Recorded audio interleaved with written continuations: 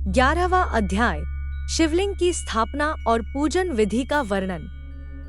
ऋषियों ने पूछा, सूत जी, शिवलिंग की स्थापना कैसे करनी चाहिए तथा उसकी पूजा कैसे, किस काल में तथा किस द्रव्य द्वारा करनी चाहिए? सूत जी ने कहा, महर्षियों, मैं तुम लोगों के लिए इस विषय का वर्णन करता हूँ। इसे ध्यान से सुनो और समझो।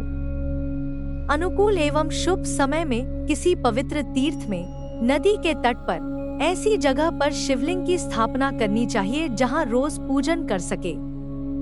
पार्थिव द्रव्य से, जलमय द्रव्य से अथवा तेजस द्रव्य से पूजन करने से उपासक को पूजन का पूरा फल प्राप्त होता है। शुभ लक्षणों में पूजा करने पर यह तुरंत फल देने वाला है। जल प्रतिष्ठा के लिए छोटा शिवलिंग श्रेष्ठ माना जाता है। अचल प्रतिष्ठा हेतु बड़ा शिवलिंग अच्छा रहता है। शिवलिंग की पीठ सहित स्थापना करनी चाहिए।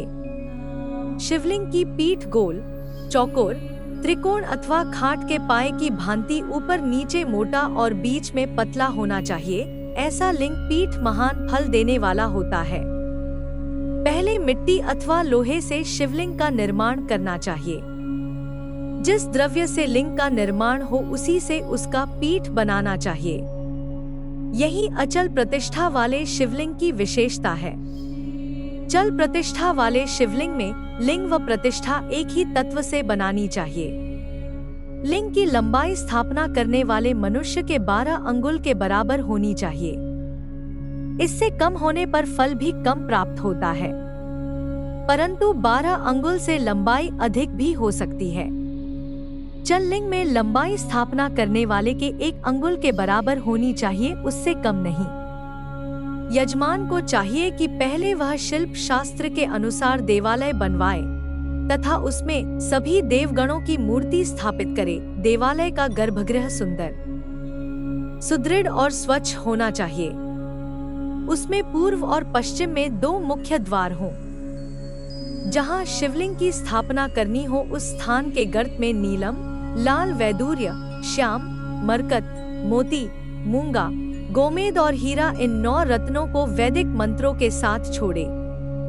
5 वैदिक मंत्रों द्वारा 5 स्थानों से पूजन करके अग्नि में आहुति दे और परिवार सहित मेरी पूजा करके आचार्य को धन से तथा भाई बंधुओं को मनचाही वस्तु से संतुष्ट करें। याचकों को सुवर्ण, गृह एवं भू संपत्ति तथा गाय आदि प्रदान करें। स्थावर जंगम सभी जीवों को यत्नपूर्वक संतुष्ट कर एक गड्ढे में सुवर्ण तथा 9 प्रकार के रत्न भरकर वैदिक मंत्रों का उच्चारण करके परम कल्याणकारी महादेव जी का ध्यान करें।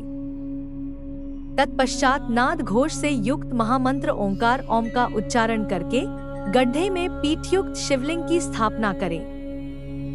वहां परम सुंदर मूर्ति की भी स्थापना करनी चाहिए तथा भूमि संस्कार की विधि जिस प्रकार शिवलिंग के लिए की गई है उसी प्रकार मूर्ति की प्रतिष्ठा भी करनी चाहिए। मूर्ति की स्थापना अर्थात प्रतिष्ठा पंचाक्षर मंत्र से करनी चाहिए। मूर्ति को बाहर से भी लिया जा सकता है, परंतु वह साधु पुरुषों द्वारा पूजित हो। इस प्रकार शिवलिंग व मूर्ति द्वारा की गई महादेव जी की पूजा शिवपद प्रदान करने वाली है। स्थावर और जंगम से लिंग भी 2 तरह का हो गया है। वृक्ष लता आदि को स्थावर लिंग कहते हैं और कृमि कीट आदि को जंगम लिंग। स्थावर लिंग को सींचना चाहिए तथा जंगम लिंग को आहार एवं जल देकर तृप्त करना चाहिए। यूं चराचर जीवों को भगवान शंकर का प्रतीक मानकर उनका पूजन करना चाहिए। इस तरह महालिंग की स्थापना करके विविध उपचारों द्वारा उसका रोज पूजन करें तथा देवालय के पास ध्वजारोहण करें। शिवलिंग साक्षात शिव का पद प्रदान करने वाला है। आवाहन, आसन, अर्घ्य, पाद्य, पाद्यांग, आचमन, स्नान, वस्त्र, यज्ञोपवीत, गंध, पुष्प, धूप, दीप, नैवेद्य, तांबूल, समर्पण, नीराजन, नमस्कार और विसर्जन ये 16 उपचार हैं। इनके द्वारा पूजन करें। इस तरह किया गया भगवान शिव का पूजन शिवपद की प्राप्ति कराने वाला है। सभी शिवलिंगों की स्थापना के उपरांत चाहे वे मनुष्य द्वारा स्थापित, ऋषियों या देवताओं द्वारा अथवा अपने आप प्रकट हुए हों। सभी का उपर्युक्त विधि से पूजन करना चाहिए, तभी फल प्राप्त होता है। उसकी परिक्रमा और नमस्कार करने से शिवपद की प्राप्ति होती है। शिवलिंग का नियम पूर्वक दर्शन भी कल्याणकारी होता है। मिट्टी, आटा, गाय के गोबर, फूल, कनेर पुष्प, फल, गुड़, मक्खन, भस्म अथवा अन्न से शिवलिंग बनाकर प्रतिदिन पूजन करें तथा प्रतिदिन 10,000 प्रणव मंत्रों का जाप करें अथवा दोनों संध्याओं के समय 1 सहस्र प्रणव मंत्रों का जाप करें। इससे भी शिव पद की प्राप्ति होती है। जपकाल में प्रणव मंत्र का उच्चारण मन की शुद्धि करता है।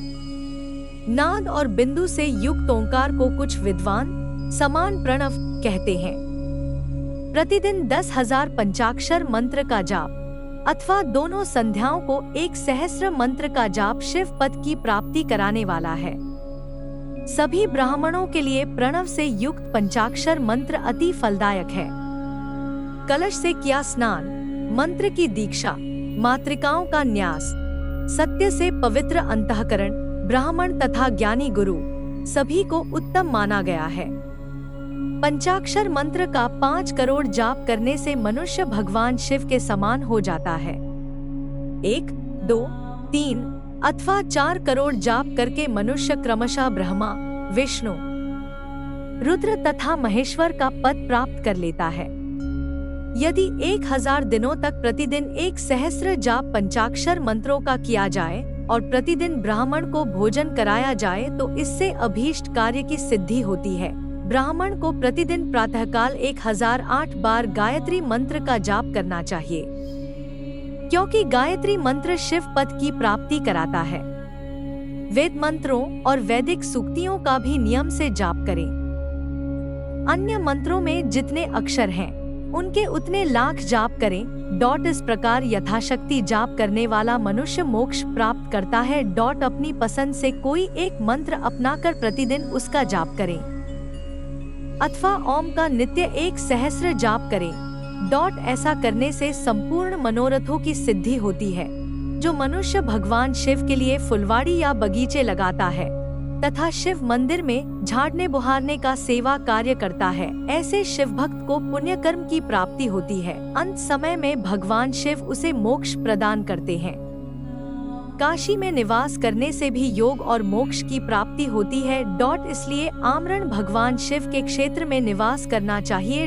उस क्षेत्र में स्थित बावड़ी, तालाब, कुआं और पोखर को शिवलिंग समझकर वहां स्नान, दान और जाप करके मनुष्य भगवान शिव को प्राप्त कर लेता है। जो मनुष्य शिव के क्षेत्र में अपने किसी मृत संबंधी का दाह, दशा, मासिक श्राद्ध अथवा वार्षिक श्राद्ध करता है अथवा अपने पितरों को पिंड देता है, वह तत्काल सभी पापों से मुक्त हो जाता है और अंत में शिवपद प्राप्त करता है।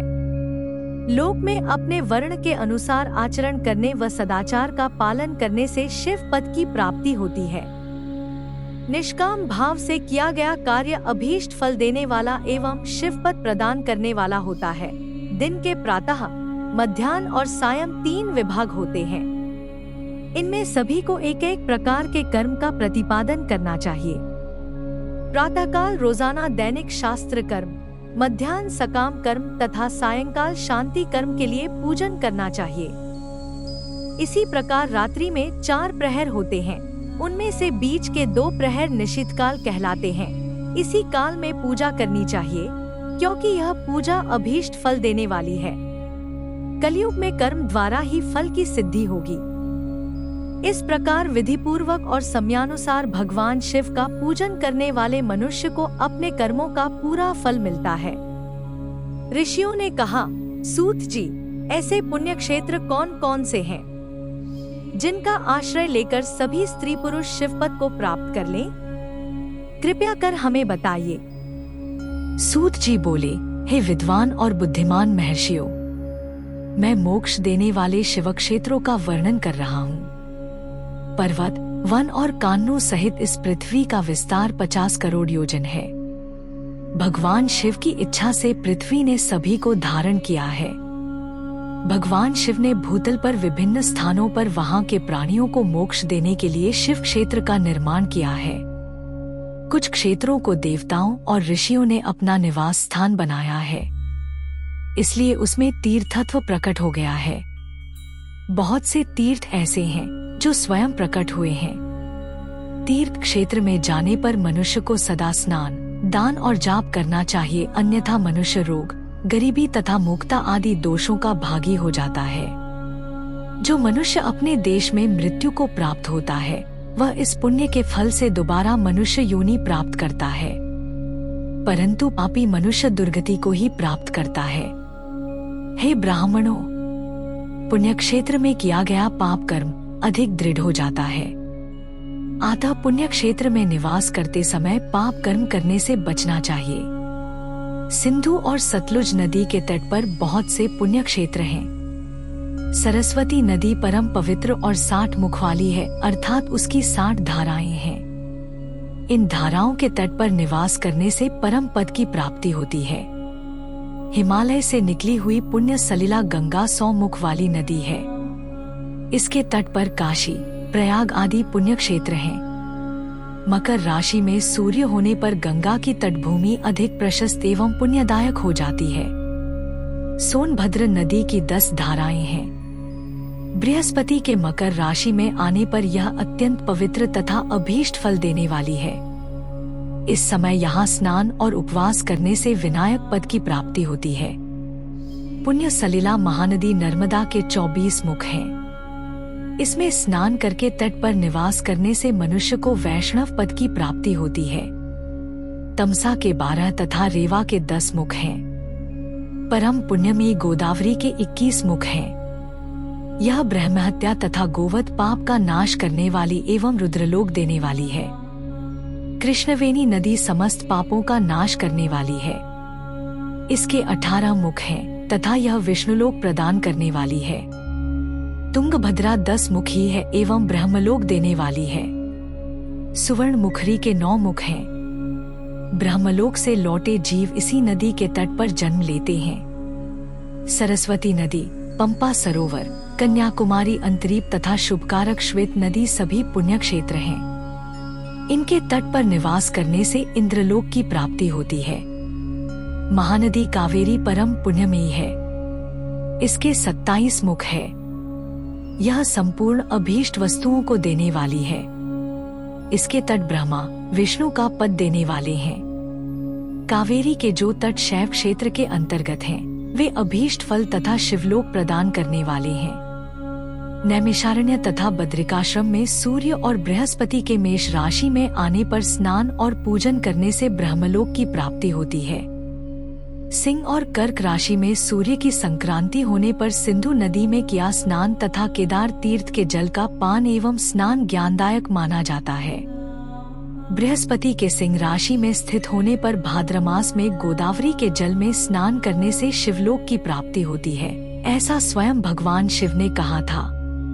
सूर्य और बृहस्पति के कन्या राशि में स्थित होने पर यमुना और सोनभद्र में स्नान से धर्मराज और गणेश लोक में महान भोग की प्राप्ति होती है, ऐसी महर्षियों की मान्यता है। सूर्य और बृहस्पति के तुला राशि में होने पर कावेरी नदी में स्नान करने से भगवान विष्णु के वचन की महिमा से अभीष्ट फल की प्राप्ति होती है। मार्गशीर्ष माह में सूर्य और बृहस्पति के वृश्चिक राशि में आने पर नर्मदा में स्नान करने से विष्णु पद की प्राप्ति होती है। सूर्य और बृहस्पति के धनु राशि में होने पर सुवर्ण मुखरी नदी में किया स्नान शिवलोक प्रदान करने वाला है। मकर राशि में सूर्य और बृहस्पति के माघ मास में होने पर गंगा जी में किया गया स्नान शिवलोक प्रदान कराने वाला है। शिवलोक के पश्चात ब्रह्मा और विष्णु के स्थानों में सुख भोग कर अंत में मनुष्य को ज्ञान की प्राप्ति होती है। माघ मास में सूर्य के कुंभ राशि में होने पर फाल्गुन मास में गंगा तट पर किया श्राद्ध, पिंडदान अथवा तिलोदक दान पिता और नाना दोनों कुलों के पितरों की अनेकों पीढ़ियों का उद्धार करने वाला है। गंगा व कावेरी नदी का आश्रय लेकर तीर्थवास करने से पाप का नाश हो जाता है। ताम्रपर्णी और वेगवती नदियां ब्रह्मलोक की प्राप्ति रूप फल देने वाली हैं। इनके तट पर स्वर्गदायक क्षेत्र हैं। इन नदियों के मध्य में बहुत से पुण्य क्षेत्र हैं। यहाँ निवास करने वाला मनुष्य अभीष्ट फल का भागी होता है। सदाचार, उत्तम वृत्ति तथा सद्भावना के साथ मन में दयाभाव रखते हुए विद्वान पुरुष को तीर्थ में निवास करना चाहिए, अन्यथा उसे फल नहीं मिलता। पुण्य क्षेत्र में जीवन बिताने का निश्चय करने पर तथा वास करने पर पहले का सारा पाप तत्काल नष्ट हो जाएगा, क्योंकि पुण्य को ऐश्वर्यदायक कहा जाता है। हे ब्राह्मणों, तीर्थ में वास करने पर उत्पन्न पुण्य कायिक, वाचिक और मानसिक सभी पापों का नाश कर देता है। तीर्थ में किया मानसिक पाप कई कल्पों तक पीछा नहीं छोड़ता, यह केवल ध्यान से ही नष्ट होता है। वाचिक पाप जाप से तथा कायिक पाप शरीर को सुखाने जैसे कठोर तप से नष्ट होता है। आत्म सुख चाहने वाले पुरुष को देवताओं की पूजा करते हुए और ब्राह्मणों को दान देते हुए पाप से बचकर ही तीर्थ में निवास करना चाहिए। 13वां अध्याय सदाचार, संध्यावंदन, प्रणव, गायत्री जाप एवं अग्निहोत्र की विधि तथा महिमा। ऋषियों ने कहा, सूत जी, आप हमें वह सदाचार सुनाइए जिससे विद्वान पुरुष पुण्य लोकों पर विजय पाता है।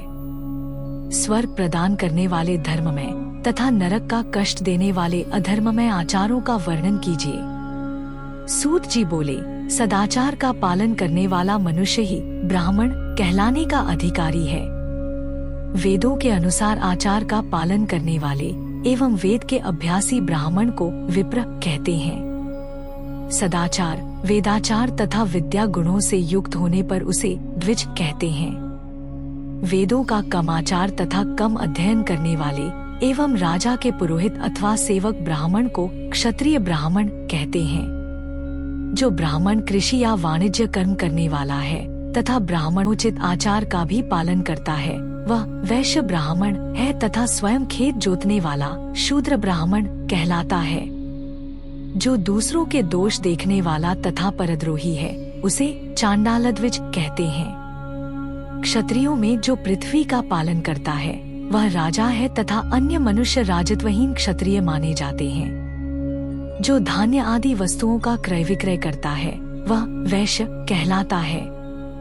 दूसरों को वणिक कहते हैं। जो ब्राह्मणों, क्षत्रियों और वैश्यों की सेवा में लगा रहता है, शूद्र कहलाता है। जो शूद्र हल जोतता है, उसे वृषल समझना चाहिए। इन सभी वर्गों के मनुष्यों को चाहिए कि वे ब्रह्म मुहूर्त में उठकर पूर्व की ओर मुख करके देवताओं का, धर्म का, अर्थ का, उसकी प्राप्ति के लिए उठाए जाने वाले क्लेशों का तथा आय और व्यय का चिंतन करें।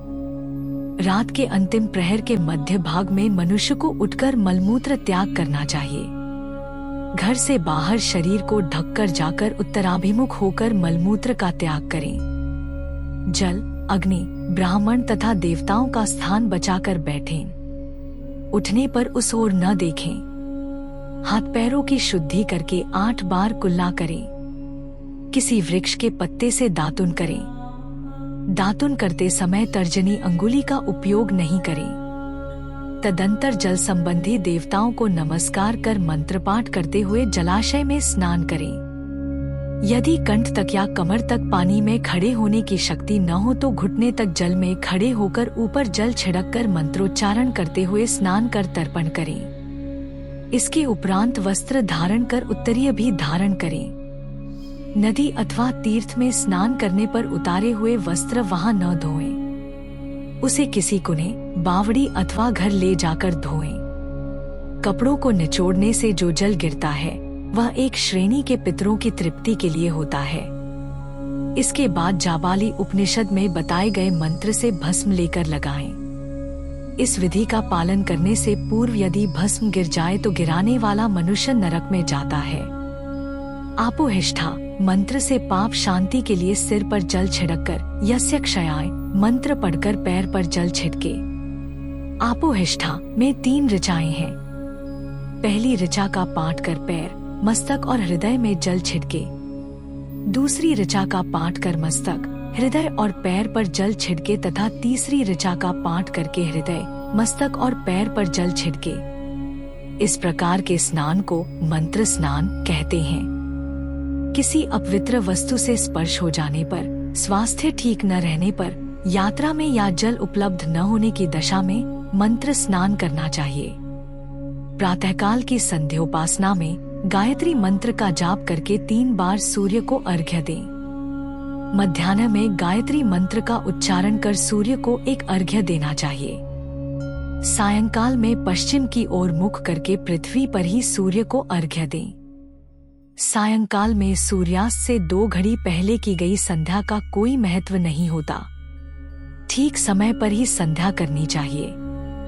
यदि संध्योपासना किए बिना एक दिन बीत जाए तो उसके प्रायश्चित हेतु अगली संध्या के समय 100 गायत्री मंत्र का जाप करें। 10 दिन छूटने पर 1 लाख तथा 1 माह छूटने पर अपना उपनयन संस्कार कराएं।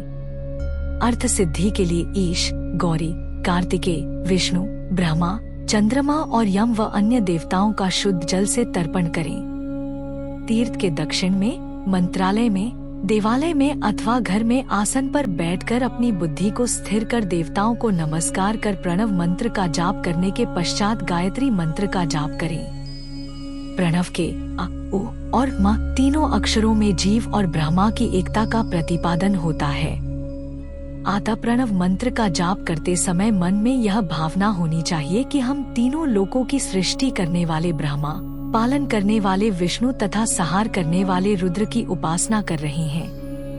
यह ब्रह्मस्वरूप ओंकार हमारी कर्मेंद्रियों, ज्ञानेंद्रियों, मन की वृत्तियों तथा बुद्धिवृत्तियों को सदा भोग और मोक्ष प्रदान करने वाले धर्म एवं ज्ञान की ओर प्रेरित करें। जो मनुष्य प्रणव मंत्र के अर्थ का चिंतन करते हुए इसका जाप करते हैं वे निश्चय ही ब्रह्मा को प्राप्त करते हैं, तथा जो मनुष्य बिना अर्थ जाने प्रणव मंत्र का जाप करते हैं उनको ब्राह्मणत्व की पूर्ति होती है। इस हेतु श्रेष्ठ ब्राह्मण को प्रतिदिन प्रातः काल 1 सहस्र गायत्री मंत्र का जाप करना चाहिए। मध्याह्न में 100 बार तथा सायं 28 बार जाप करें। अन्य वर्णों के मनुष्यों को सामर्थ्य के अनुसार जाप करना चाहिए। हमारे शरीर के भीतर मूलाधार, स्वाधिष्ठान, मणिपुर, अनाहत, आज्ञा और सहस्रार नामक 6 चक्र हैं। इन चक्रों में क्रमशः विद्येश्वर, ब्रह्मा, विष्णु, ईश, जीवात्मा और परमेश्वर स्थित है। सद्भावना पूर्वक श्वास के साथ सोह का जाप करें। सहस्र बार किया गया जाप ब्रह्मलोक प्रदान करने वाला है। 100 बार किए जाप से इंद्र पद की प्राप्ति होती है।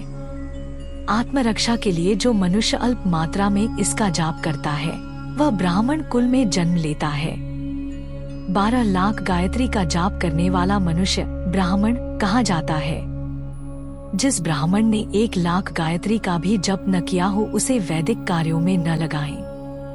यदि एक दिन उल्लंघन हो जाए तो अगले दिन उसके बदले में उतने अधिक मंत्रों का जाप करना चाहिए। ऐसा करने से दोषों की शांति होती है। धर्म से अर्थ की प्राप्ति होती है, अर्थ से भोग सुलभ होता है, भोग से वैराग्य की संभावना होती है। धर्म पूर्वक उपार्जित धन से भोग प्राप्त होता है, उससे भोगों के प्रति आसक्ति उत्पन्न होती है।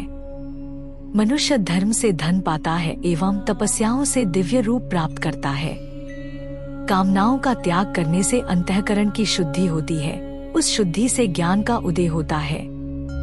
सतयुग में तप को तथा कलयुग में दान को धर्म का अच्छा साधन माना गया है। सतयुग में ध्यान से, त्रेता में तपस्या से और द्वापर में यज्ञ करने से ज्ञान की सिद्धि होती है, परंतु कलयुग में प्रतिमा की पूजा से ज्ञान लाभ होता है। अधर्म हिंसात्मक और दुख देने वाला है।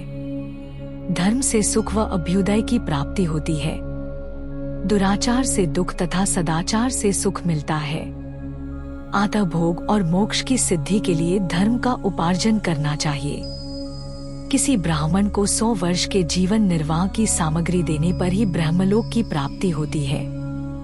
1 सहस्र चांद्रायन व्रत का अनुष्ठान ब्रह्मलोक दायक माना जाता है। दान देने वाला पुरुष जिस देवता को सामने रखकर दान करता है, अर्थात जिस देवता को वह दान द्वारा प्रसन्न करना चाहता है, उसी देवता का लोक उसे प्राप्त होता है। धनहीन पुरुष तपस्या कर अक्षय सुख को प्राप्त कर सकते हैं। ब्राह्मण को दान ग्रहण कर तथा यज्ञ करके धन का अर्जन करना चाहिए। क्षत्रिय बाहुबल से तथा वैश्य कृषि एवं गोरक्षा से धन का उपार्जन करें। इस प्रकार न्याय से उपार्जित धन को दान करने से दाता को ज्ञान की सिद्धि प्राप्त होती है एवं ज्ञान से ही मोक्ष की प्राप्ति सुलभ होती है। गृहस्थ मनुष्य को धन धान्य आदि सभी वस्तुओं का दान करना चाहिए। जिसके अन्न को खाकर मनुष्य कथा श्रवण तथा सत्कर्म का पालन करता है तो उसका आधा फल दाता को मिलता है। दान लेने वाले मनुष्य को दान में प्राप्त वस्तु का दान तथा तपस्या द्वारा पाप की शुद्धि करनी चाहिए। उसे अपने धन के 3 भाग करने चाहिए, एक धर्म के लिए, दूसरा वृद्धि के लिए एवं तीसरा उपभोग के लिए। धर्म के लिए रखे धन से नित्य, नैमित्तिक और इच्छित कार्य करें। वृद्धि के लिए रखे धन से ऐसा व्यापार करें जिससे धन की प्राप्ति हो तथा उपभोग के धन से पवित्र भोग भोगें। खेती से प्राप्त धन का 10वां भाग दान कर दें, इससे पाप की शुद्धि होती है। वृद्धि के लिए किए गए व्यापार से प्राप्त धन का 6ठा भाग दान देना चाहिए। विद्वान को चाहिए कि वह दूसरों के दोषों का बखान न करे। ब्राह्मण भी दोषवश दूसरों के सुने या देखे हुए छिद्र को कभी प्रकट न करे। विद्वान पुरुष ऐसी बात न कहे जो समस्त प्राणियों के हृदय में रोष पैदा करने वाली हो। दोनों संध्याओं के समय अग्नि को विधिपूर्वक दी हुई आहुति से संतुष्ट करे। चावल, धान्य, घी, फल, कंद तथा हविष्य के द्वारा स्थाली पाक बनाए तथा यथोचित रीति से सूर्य और अग्नि को अर्पित करे। यदि दोनों समय अग्निहोत्र करने में असमर्थ हो तो संध्या के समय जाप और सूर्य की वंदना कर ले। आत्मज्ञान की इच्छा रखने वाले तथा धनी पुरुषों को इसी प्रकार उपासना करनी चाहिए। जो मनुष्य सदा ब्रह्मयज्ञ करते हैं, देवताओं की पूजा, अग्नि पूजा और गुरु पूजा प्रतिदिन करते हैं तथा ब्राह्मणों को भोजन तथा दक्षिणा देते हैं, वे स्वर्गलोक के भागी होते हैं। 14वां अध्याय अग्नियज्ञ, देवयज्ञ और ब्रह्मयज्ञ का वर्णन। ऋषियों ने कहा, प्रभो, अग्नियज्ञ, देवयज्ञ और ब्रह्मयज्ञ का वर्णन करके हमें कृतार्थ करें। सूत जी बोले, महर्षियों, गृहस्थ पुरुषों के लिए प्रातः और सायंकाल अग्नि में 2 चावल और द्रव्य की आहुति ही अग्नियज्ञ है। ब्रह्मचारियों के लिए समिधा का देना ही अग्नियज्ञ है, अर्थात अग्नि में सामग्री की आहुति देना उनके लिए अग्नियज्ञ है। द्विजों का जब तक विवाह न हो जाए उनके लिए अग्नि में समिधा की आहुति, व्रत तथा जाप करना ही अग्नियज्ञ है। द्विजो, जिसने अग्नि को विसर्जित कर उसे अपनी आत्मा में स्थापित कर लिया है, ऐसे वानप्रस्थियों और सन्यासियों के लिए यही अग्नियज्ञ है कि वे समय पर हितकर और पवित्र अन्न का भोजन कर लें। ब्राह्मणों, सायंकाल अग्नि के लिए दी आहुति से संपत्ति की प्राप्ति होती है तथा प्रातःकाल सूर्य देव को दी आहुति से आयु की वृद्धि होती है। दिन में अग्निदेव सूर्य में हो प्रविष्ट हो जाते हैं, अतः प्रातःकाल सूर्य को दी आहुति अग्नियज्ञ के समान ही होती है। इंद्र आदि समस्त देवताओं को प्राप्त करने के उद्देश्य से जो आहुति अग्नि में दी जाती है वह देवयज्ञ कहलाती है। लौकिक अग्नि में प्रतिष्ठित जो संस्कार निमित्तिक हवन कर्म है वह देवयज्ञ है। देवताओं को प्रसन्न करने के लिए नियम से विधिपूर्वक किया गया यज्ञ ही देवयज्ञ है। वेदों के नित्य अध्ययन और स्वाध्याय को ब्रह्मयज्ञ कहते हैं। मनुष्य को देवताओं की तृप्ति के लिए प्रतिदिन ब्रह्मयज्ञ करना चाहिए। प्रातःकाल और सायंकाल को ही इसे किया जा सकता है। अग्नि के बिना देवयज्ञ कैसे होता है, इसे श्रद्धा और आदर से सुनो। सृष्टि के आरंभ में सर्वज्ञ और सर्वसमर्थ महादेव शिवजी ने समस्त लोगों के उपकार के लिए वारों की कल्पना की। भगवान शिव संसार रूपी रोग को दूर करने के लिए वैद्य हैं, सबके ज्ञाता तथा समस्त औषधियों के औषध हैं। भगवान शिव ने सबसे पहले अपने वार की रचना की जो आरोग्य प्रदान करने वाला है। तत्पश्चात अपनी माया शक्ति का वार बनाया जो संपत्ति प्रदान करने वाला है। जन्मकाल में दुर्गतिग्रस्त बालक की रक्षा के लिए कुमार के वार की कल्पना की। आलस्य और पाप की निवृत्ति तथा समस्त लोगों का हित करने की इच्छा से लोकरक्षक भगवान विष्णु का वार बनाया। इसके बाद शिवजी ने पुष्टि और रक्षा के लिए आयुःकर्ता त्रिलोक सृष्टा परमेष्टि ब्रह्मा का आयुष्कारक वार बनाया।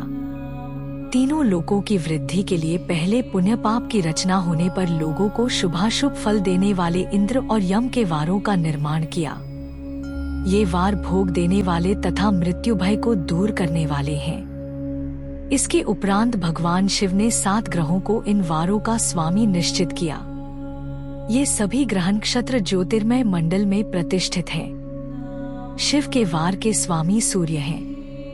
शक्ति संबंधी वार के स्वामी सोम, कुमार संबंधी वार के अधिपति मंगल, विष्णुवार के स्वामी बुध, ब्रह्माजी के वार के स्वामी बृहस्पति, इंद्रवार के स्वामी शुक्र व यमवार के स्वामी शनि हैं।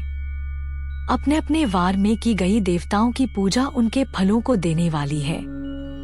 सूर्य आरोग्य और चंद्रमा संपत्ति के दाता हैं। बुध व्याधियों के निवारक तथा बुद्धि प्रदाता हैं। बृहस्पति आयु की वृद्धि करते हैं। शुक्र भोग देते हैं और शनि मृत्यु का निवारण करते हैं। इन 7 वारों के फल उनके देवताओं के पूजन से प्राप्त होते हैं। अन्य देवताओं की पूजा का फल भी भगवान शिव ही देते हैं। देवताओं की प्रसन्नता के लिए पूजा की 5 पद्धतियां हैं।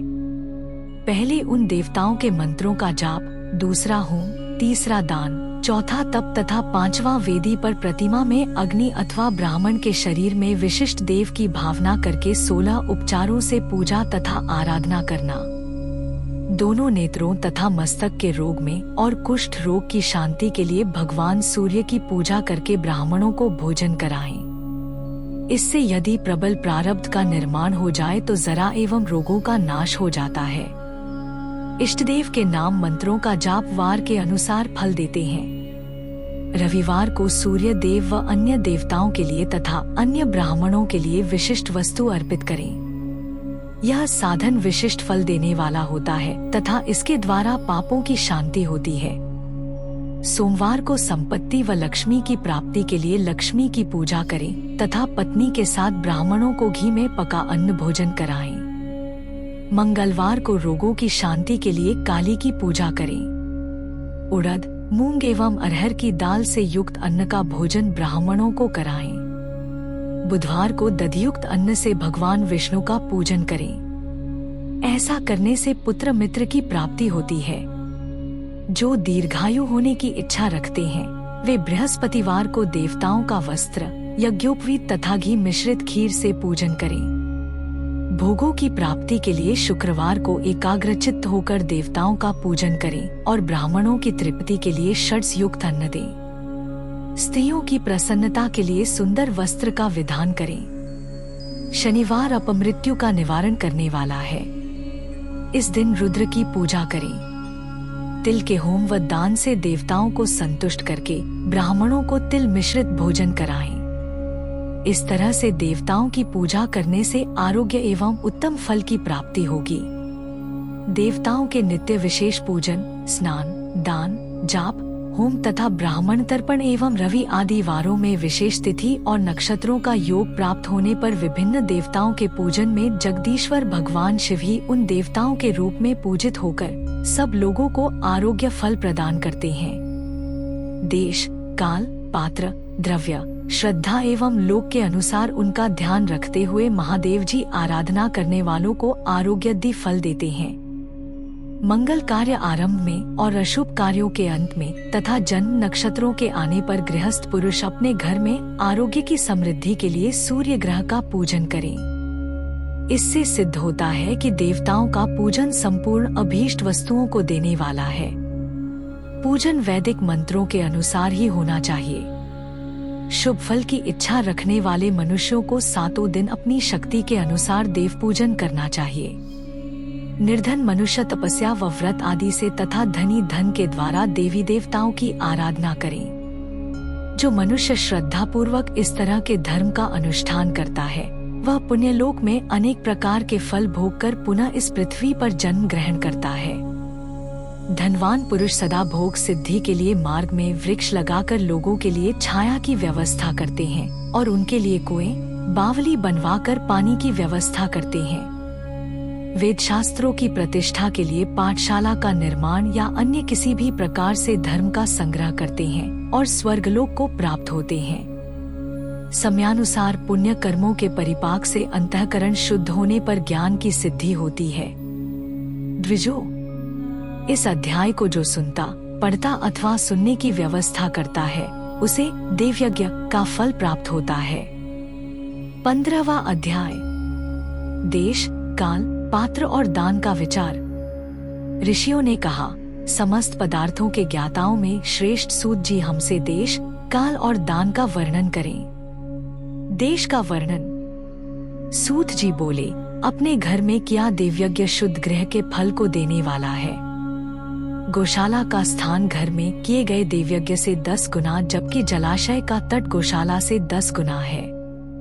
एवं जहाँ तुलसी, बेल और पीपल वृक्ष का मूल हो, वह स्थान जलाशय तट से भी 10 गुना महत्व देने वाला है। देवालय उससे भी अधिक महत्व रखता है। देवालय से 10 गुना महत्व रखता है तीर्थ भूमि का तट। उससे भी श्रेष्ठ है नदी का किनारा तथा उसका 10 गुना उत्कृष्ट है तीर्थ नदी का तट। इससे भी अधिक महत्व रखने वाला है सप्तगंगा का तट, जिसमें गंगा, गोदावरी, कावेरी, ताम्रपर्णी, सिंधु, सरयू और रेवा नदियां आती हैं। इससे भी 10 गुना अधिक फल समुद्र का तट और उससे भी 10 गुना अधिक फल पर्वत चोटी पर पूजा करने से होता है। और सबसे अधिक महत्व का स्थान वह होता है जहाँ मन रम जाए। काल का वर्णन। सतयुग में यज्ञ, दान आदि से संपूर्ण फलों की प्राप्ति होती है। त्रेता में तिहाई, द्वापर में आधा, कलयुग में इससे भी कम फल प्राप्त होता है। परंतु शुद्ध हृदय से किया गया पूजन फल देने वाला होता है। इससे 10 गुना फल सूर्य संक्रांति के दिन, उससे 10 गुना अधिक फल तुला और मेष की संक्रांति में तथा चंद्र ग्रहण में उससे भी 10 गुना फल मिलता है। सूर्य ग्रहण में उससे भी 10 गुना अधिक फल प्राप्त होता है। महापुरुषों के साथ में वह काल करोड़ों सूर्य ग्रहण के समान पावन है, ऐसा ज्ञानी पुरुष मानते हैं। पात्र वर्णन। तपोनिष्ठ योगी और ज्ञाननिष्ठ योगी पूजा के पात्र होते हैं, क्योंकि ये पापों के नाश के कारण होते हैं। जिस ब्राह्मण ने 24 लाख गायत्री का जाप कर लिया हो वह भी पूजा का पात्र है। वह संपूर्ण काल और भोग का दाता है। गायत्री के जाप से शुद्ध हुआ ब्राह्मण पर पवित्र है। इसलिए दान, जाप, होम और पूजा सभी कर्मों के लिए वही शुद्ध पात्र है। स्त्री या पुरुष जो भी भूखा हो वही अन्नदान का पात्र है। जिसे जिस वस्तु की इच्छा हो उसे वह वस्तु बिना मांगे ही दे दी जाए तो दाता को उस दान का पूरा फल प्राप्त होता है। याचना करने के बाद दिया गया दान आधा ही फल देता है। सेवक को दिया दान चौथाई फल देने वाला होता है। दीन ब्राह्मण को दिए गए धन का दान दाता को इस भूतल पर 10 वर्षों तक भोग प्रदान करने वाला है। वेदवेत्ता को दान देने पर वह स्वर्गलोक में देवताओं के वर्ष से 10 वर्षों तक दिव्य भोग देने वाला है। गुरु दक्षिणा में प्राप्त धन शुद्ध द्रव्य कहलाता है। इसका दान संपूर्ण फल देने वाला है। क्षत्रियों का शौर्य से कमाया हुआ, वैश्यों का व्यापार से आया हुआ और शूद्रों का सेवा वृत्ति से प्राप्त किया धन उत्तम द्रव्य है। दान का वर्णन। गौ, भूमि, तिल, सुवर्ण, घी, वस्त्र, धान्य, गुड़, चांदी, नमक, कोहड़ा और कन्या नामक 12 वस्तुओं का दान करना चाहिए। गोदान से सभी पापों का निवारण होता है और पुण्य कर्मों की पुष्टि होती है। भूमि का दान परलोक में आश्रय देने वाला होता है। तिल का दान बल देने वाला तथा मृत्यु का निवारक होता है। सुवर्ण का दान वीर्यदायक और घी का दान पुष्टिकारक होता है। वस्त्र का दान आयु की वृद्धि करता है। धान्य का दान करने से अन्न और धन की समृद्धि होती है। गुड़ का दान मधुर भोजन की प्राप्ति कराता है। चांदी के दान से वीर्य की वृद्धि होती है।